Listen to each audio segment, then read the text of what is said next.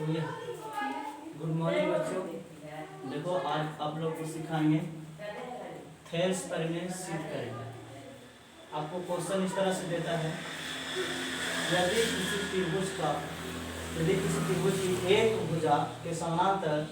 अन्य दो भुजाएं को भिन्न भिन्न बिंदुओं पर प्रतिच्छेद करने के लिए एक रेखा खींची जाए तो ये अन्य दो भुजाएं एक ही अनुपात में विभाजित हो जाते हैं। मतलब देखो यहाँ पे क्या है, इसके समानांतर BC के समानांतर क्या खींचेंगे DE, जो ये क्या होता है कि D बिंदु है और E बिंदु है, जो AB और AC को एक निश्चित मतलब एक ही अनुपात, जितना अनुपात ये रहेगा जितना ये रहेगा, इसका अनुपात ये और इसका अनुपात ये रहेगा, यानी दोनों क्या होगा, बराबर होगा। तो आपको थेल्स परिमेय में पहले इसमें जो देता है ना वही लिखना होता है इसमें। जैसे इसमें क्या है कि दिया है, अब देखो इसमें जो जो दिया है बस वही लिखना है। त्रिभुज ABC, त्रिभुज ABC, त्रिभुज ABC है कहाँ, त्रिभुज ABC बड़ा वाला है ना। त्रिभुज ABC में भुजा, देखो त्रिभुज ABC में भुजा BC के समांतर, BC के समांतर कौन है, DE, BC के समांतर DE है, DE है। अब इसमें देखो और क्या दिया गया है, जो AB पर कुछ D बिंदु, AB पर D बिंदु तथा AC पर E बिंदु प्रति छेद करता है। जो दी इसमें वही ना दिया है कि त्रिभुज ABC में भुजा यानी ABC के समांतर DE और भुजा कुछ ही है AB को D बिंदु और AC को E बिंदु क्या करता है, प्रति छेद करता है। आप देखो सिद्ध क्या करना है, सिद्ध करना है। थेल्स पर में क्या करता है, देखो यहाँ कि AD बटा DB, यही ना बोले हैं कि निश्चित अनुपात में बदलता है, बांटता है। तो इसका अनुपात ये, तो इसका अनुपात ये, तो बराबर हम करेंगे AE बटा EC, ठीक है। यही हमको क्या करना है, सिद्ध करना है। तो पहले हम रचना लिखेंगे कि रचना की कैसे किए हैं, क्या कर लिखेंगे,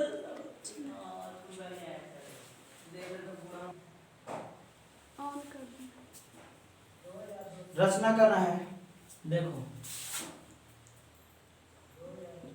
रचना D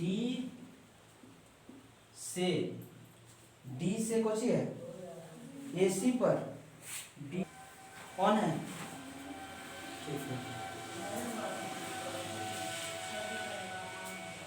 D से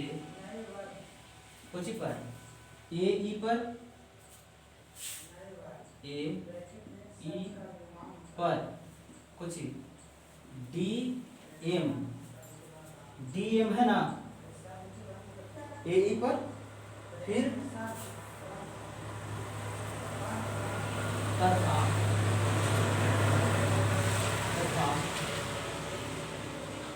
E से, देखो D से गया था अभी E से जाएगा तो कौन सी पर AD पर जाएगा, तथा E से AD पर N E से AD पर EN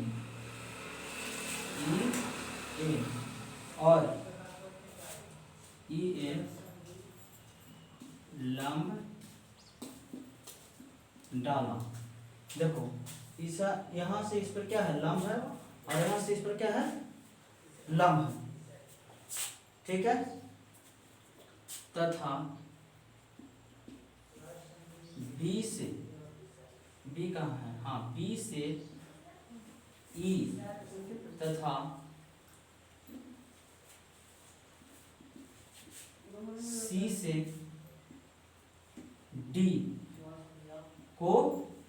बी से ई और सी से डी को क्या किए हैं, मिलाने पर, यानी मिलाया है ना, रचना ही ना है, मिलावट नहीं जी। और बी से लेकर के ई, पहले तो इसमें दोनों देखो, इस पर लंब है और इस पर लंब है, ठीक। अब देखो प्रमाण, पंखा बंद रखेगा, चूंकि त्रिभुज का क्षेत्रफल बराबर त्रिभुज का क्षेत्रफल बराबर, फॉर्मूला क्या होता है बाबू, 1/2 आधार गुना ऊंचाई। अब आपको यहाँ पे समझने वाला बात यह है कि इसका आधार कौन होगा और ऊंचाई कौन होगा, तो उसके हम बाद में पहले समझेंगे। पहले हम त्रिभुज इसमें चलते हैं, ठीक है, इस त्रिभुज में चलेंगे और फिर इस त्रिभुज में आएंगे। तो इसमें दो त्रिभुज है, एक त्रिभुज देखो यहाँ से आ गया, एक त्रिभुज यहाँ से ही चल गया। इसमें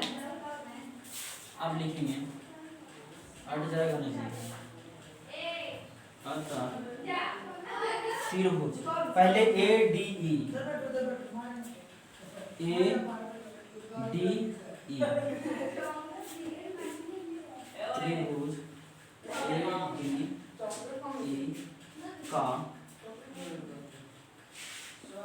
क्षेत्रफल बटा ए डी ई का क्षेत्रफल बटा त्रिभुज ई सी डी। ये त्रिभुज और इसमें देखो, क्योंकि दोनों का आधार सेम है, इसका भी आधार इसी पर है, इसका भी आधार इसी पर है, तो त्रिभुज ई सी डी का क्षेत्रफल बराबर देखो, अच्छा फार्मूला तो इसका क्या होगा, 1/2 आधार, आधार कौन सी होगा, आप देखो जैसे ई त्रिभुज का हम इसको आधार ले सकते हैं ना, ए डी, क्योंकि इस पर ये लंब है, ठीक है, तो इसीलिए देखो ले रहे हैं क्योंकि हमको यहाँ सिद्ध करना कुछ में एडी में, एडी और डीबी में, तो हम लोग गुना करेंगे, आधार है इसका एडी, ए से लेके डी, गुना इसको ऊंचाई क्या होगा, ऊंचाई कहाँ गया, ई एन नहीं समझ रहा है, जैसे कि हम लोग को ऊपर वाला को हम इस तरह से पार लिए, ठीक है, अगर इस तरह से हम पारते हैं तो यहाँ पर ई हो गया, यहाँ पे डी हो गया, यहाँ पे सॉरी यहाँ पे ए हो गया, यहाँ पे डी हो गया, अब यहाँ पे देखो ए है, इसी प्रकार से है ना ऊपर वाला, इसको ऐसे कर घुमाएगा तो इस तरह से नजर आएगा, तो क्या होगा, त्रिभुज आधार और ऊंचाई, तो आधार क्या हो रहा है हमारा ए डी, तो ऊंचाई क्या हो जाएगा ई एन, ठीक है, तो लिखेंगे ई एन बटा, अब देखो ई सी डी का क्षेत्रफल, ई सी डी का क्षेत्रफल पूछे डीबी में लेना, तो डीबी है कहाँ, डी से लेके बी, अभी कुछ इसका आधार लेना है, आधार देखो सेम टू सेम आएगा इसी में, तो यहाँ लिखेंगे 1/2 गुना डीबी गुना इसका ऊंचाई सेम टू सेम ही होगा, देखो ये रखो चाहे तो इसका फिर पलटेगा तो ऊंचाई कुछ ही रहेगा, ई एन ही रहेगा, समझ में आ गया। अब देखो इसका ऊंचाई रखेंगे ई एन, अच्छा यहाँ देखो 1/2 खत्म,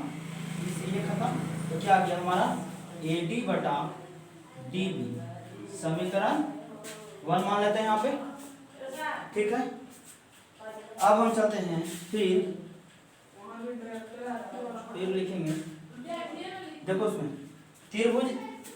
ए ई डी, त्रिभुज ए ई डी, पहले कौन सी लिखे थे त्रिभुज A D E, A D E, अभी करना है ए ई डी, क्यों? क्योंकि इसको लंब से लेना है डी एम को, समझ में आ रहा ना? इधर से किया है अभी उधर से करते हैं। तो देखो त्रिभुज ए ई डी का क्षेत्रफल बटा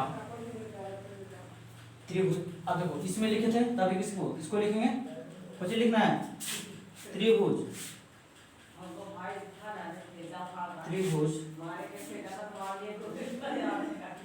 बीडीसी,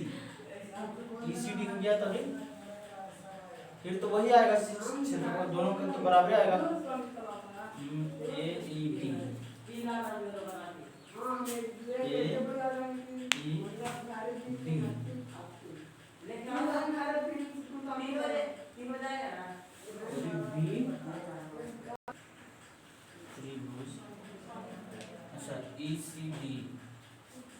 ईसीडी ये ले लिए, उल्टा ले लिए थे नतीजा फिर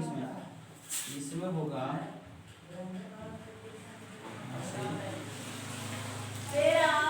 बीडी,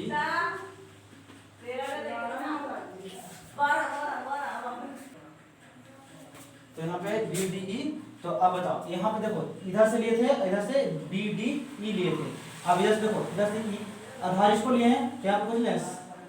ईडीसी या तो सीडी, कुछ भी लिख दो, त्रिभुज सीडीई का क्षेत्रफल बराबर, इसका फॉर्मूला क्या होगा? वही होगा 1/2 गुना, आप देखो इसको किस में लाना है ए ई में, तो ए ई हो जाएगा, कुछ हो जाएगा आधार, देखो ए ई है ना आधार है ना लंब इस पे, तब ये ए ई आधार होगा ना जी, यहाँ लिखना है ए ई बट सॉरी ऊंचाई देखो कुछ रहेगा डी एम, क्या हो जाएगा डी एम बटा 1/2 गुना, अब इसका बताओ इसका आधार क्या हो जाएगा, यहाँ से भी देख सकते हैं आधार हो जाएगा जो ईसी हो जाएगा, क्या हो जाएगा ईसी गुना ऊंचाई वही रहेगा, इसमें ऊंचाई से ऑपरेशन था ना, इसमें भी ऊंचाई वही रहेगा डी एम, ई से ये खत्म 1/2 खत्म, क्या आएगा ए ई बटा ई सी, समीकरण 2, ठीक है। अब यहाँ पे लिखना है देखो कि त्रिभुज बी ए ई डी, त्रिभुज ए ई डी का क्षेत्रफल बराबर त्रिभुज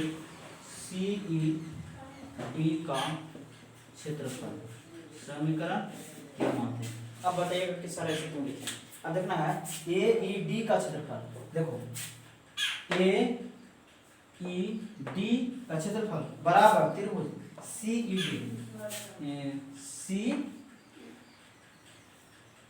ई डी। अच्छा आप लोग को बताए होंगे कि जब एक ही आधार पर इस तरह से अगर त्रिभुज बना दिया जाए इस तरह से, तो दोनों का क्षेत्रफल क्या होता है? बराबर होता है। सॉरी अलग निकाल दिए थे ना, इधर नहीं निकलेगा। इसी पर अगर बना दिया जाए आधार यही रहेगा, इसी पे अगर बना देते हैं तो दोनों का क्षेत्रफल क्या होता है? बराबर होता है। तो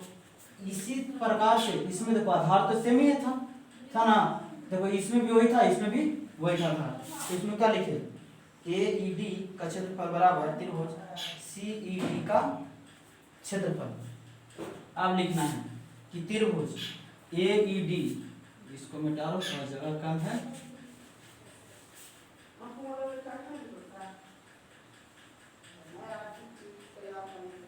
त्रिभुज ए ई डी, त्रिभुज ए ई डी का क्षेत्रफल, शॉर्ट में लिखना है बाबू, जगह कम है, ठीक है, बटा त्रिभुज ई सी डी का क्षेत्रफल, त्रिभुज ई सी डी का